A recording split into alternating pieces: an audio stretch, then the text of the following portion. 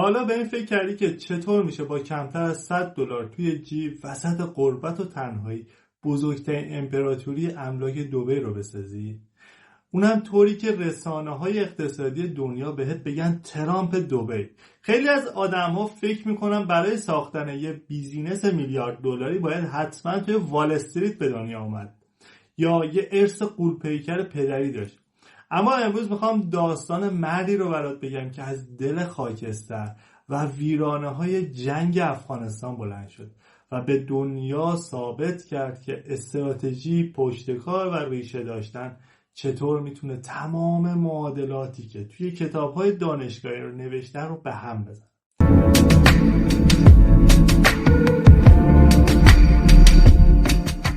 درود بر شما، من نیما هستم و امروز توی وبیکس 24 قرار پله پله بدون سانسور و با دید کاملا تحلیلی مدل ذهنی و رازهای تجاری آقای میرویس عزیزی رو کالبد شکافی کنیم. فرقی نمیکنه اهل کابل باشی، اهل تهران باشی یا دوشنبه. این داستان قصه همزبانی، اصالت و زنده کردن همون روحیه سختگوشی قلمرو پارسی قدیمه. همین اول کار ویدیو رو لایک کن و چنل رو سابسکرایب کن، چون این مستند عمیق دیدگاهت رو به واژه تلاش کاملا عوض میکنه.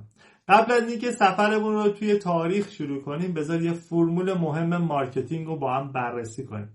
آقای بیل گیتس یه جمله معروف داره که میگه اگه فقیر به دنیا اومدید این اشتباه شما نیست، اما اگه فقیر از دنیا برید این اشتباه خودتون. توی دنیای تجارت خیلی از اصناف و بازاریاب ها رو میبینم که مدام بهونه میارن، میگن بازار خرابه، زیرساخت نیست، سرمایه اولیه نداریم یا دولت حمایت نمیکنه. اما آقای میرویس عزیزی با بیزینسش درس بزرگ به تمام مدیران دنیا داد. اونم اینه که بحران بزرگترین معدن فرصته، به شرطی که چشم دیدنش رو داشته باشی. حالا بریم به سال 1954، یعنی نقطه صفر این امپراتوری، تا ببینیم این بذر چطور کاشته شد. حال 1954 توی ولایت لوگر افغانستان پسر بچه به دنیا میاد که اسمشو میذارم میرویس.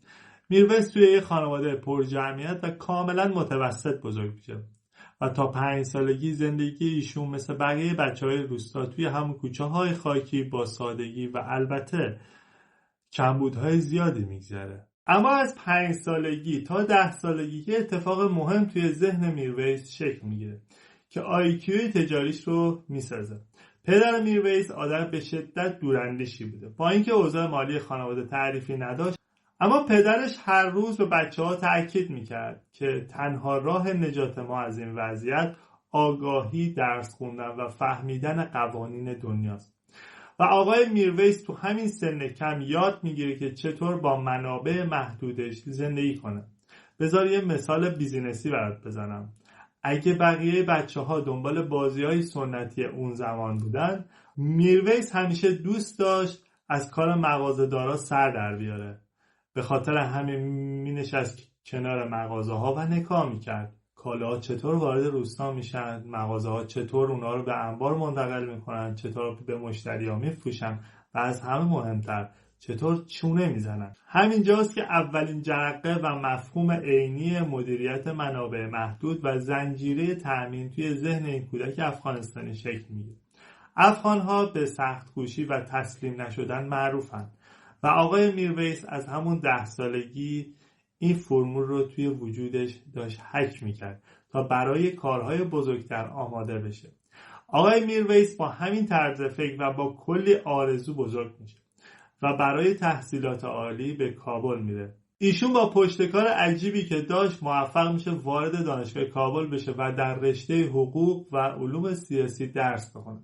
حالا شاید بپرسید رشته حقوق چه ربطی به بیزینس و املاک داره؟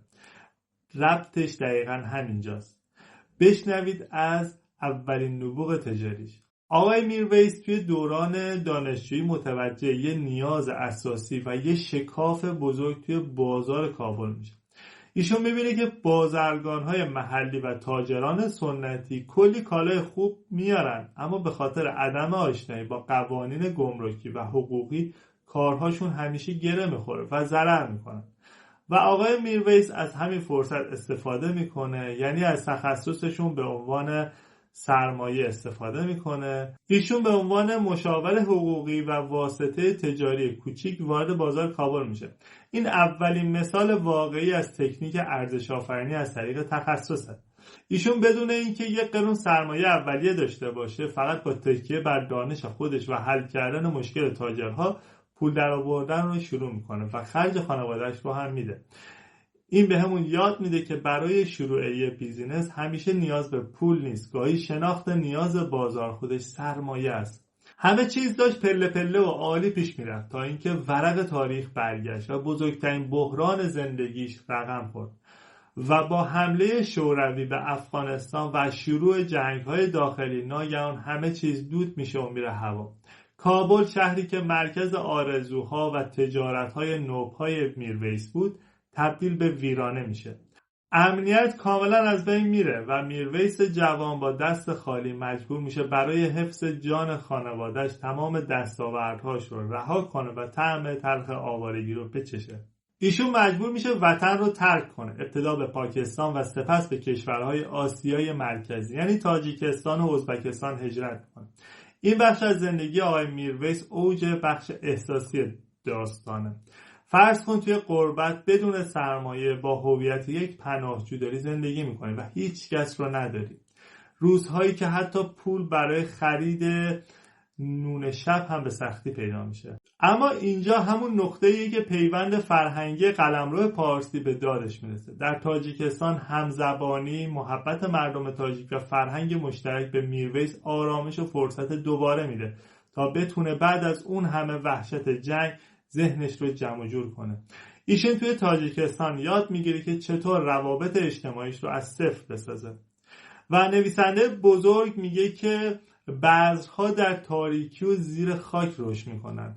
رنج انسان همان خاک تاریک است که اگر اصالت داشته باشی تو رو به درخت قورپیکری تبدیل میکنه. آقای میرویس در اواخر دهه 80 میلادی وقتی میبینه شرایط منطقه در کارهای بزرگ مناسب نیست، تصمیم میگیره بزرگترین و خطرناکترین ریسک زندگیش رو بکنه: خریدن بلیت یک طرفه به مقصد یه بیابون داغ به نام دبی. در سال 1989 آقای میرویس با یک کیف دستی و پولی که حتی به $100 هم نمیرسید وارد دبی میشه. دبی اون زمان مثل امروز نبود، یه بیابون داغ در حال توسعه بود.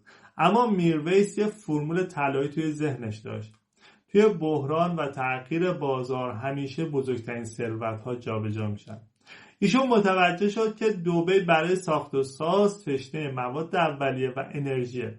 پس با تکیه بر همون تخصص حقوقی و ارتباطاتی که توی کابل و تاجیکستان یاد گرفته بود، بدون داشتن کارخونه یا سرمایه وارد تجارت نفت و گاز شد. ایشون نقش واسطه یا همون بروکر رو بازی میکرد. شبها توی دفتر کارش روی زمین میخوابید و روزها زیر آفتاب سوزان دبی معامله جوش میداد. اجازه بده یه مثال دقیق بیزینسی برات بزنم. آقای میرویس به جای اینکه منتظر مشتری بمونه، از تکنیک مارکتینگ چریکی استفاده کرد. ایشون شرکت‌های کوچیک تامین کننده رو پیدا می‌کرد، با تعهد شخصی بهشون تضمین خرید میداد و بعد کالا رو با سود کم اما حجم بالا به پروژه‌های غول‌پیکر دبی می‌فروخت. در عرض چند سال شرکت عزیزی اینترنشنال رو شکل داد. میرویس سود حاصل از این نفت رو هدر نداد. ایشون از استراتژی تنوع بخشی به سبد سرمایه‌گذاری استفاده کرد و کل پولش رو آورد سمت آینده دارترین بازار دبی، یعنی املاک و مستقلات. در اوایل دهه 2000 وقتی دبی قانون مالکیت پادشاهی یا همون ملکیت مطلق رو برای خارجی آزاد کرد، آقای میرویس با برند عزیزی وارد بازار شد. ایشون پروژه های میلیارد دلاری رو توی نخل جمعی را استارت کرد. استراتژی مارکتینگ ایشون چی بود؟ تحویل سریع و کیفیت بالاتر از وعده. همین باعث شد که سرمایه‌گذارهای خارجی بهش اعتماد کنند و آقای وارن بافت میگه که مدت‌ها طول میکشه تا یه اعتبار بسازی، اما فقط 5 دقیقه زمان لازمه تا اون رو نابود کنیم. آقای میرویس این رو خوب میفهمید، اما اوج بزرگی میرویس اینجا بود که ریشه هاش رو فراموش نکرد. ایشون برعکس خیلی از میلیاردرها هموطنش رو رها نکرد. ایشون به کابل برگشت و برای کمک به زیرساخت‌های کشورش عزیزی بانک رو تأسیس کرد تا برای هزاران جوان افغانستانی شغل و درآمد و بستر وام تجاری ایجاد کنه. ایشون با این کارش ثابت کرد که سخت‌کوشی افغانستانی محدود به مرزها نیست. حالا که پله پله داستان آقای میرویس عزیزی رو کالبد شکافی کردیم، بیا درس بزرگ این مستندات توی 2 فرمول خلاصه کنیم. اول، منابع محدود هیچ وقت بهونه شکست نیست، بلکه محرک خلاقیته. دوم، تخصص و حل مشکل دیگران خودش بالاترین سرمایه اولیه است. داستان آقای میرویس به ما یاد داد که فرقی نمی‌کنه کجای این جغرافیا و زیر سایه چه بحرانی به دنیا آمدی. اگر مدل ذهنی درست باشه میتونی از خاکستر جنگ هم امپراتوری بسازی.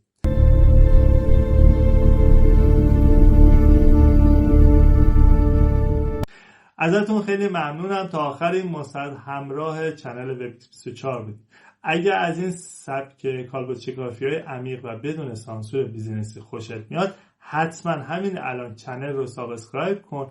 این ویدیو رو برای دوستای علاقه‌مندت بفرست و برام توی کامنت ها بنویس. به نظرت بزرگترین عامل موفقیت آقای میرویس چی بود؟ پشتکار شخصی و اصالتش یا فرصت‌های دبی؟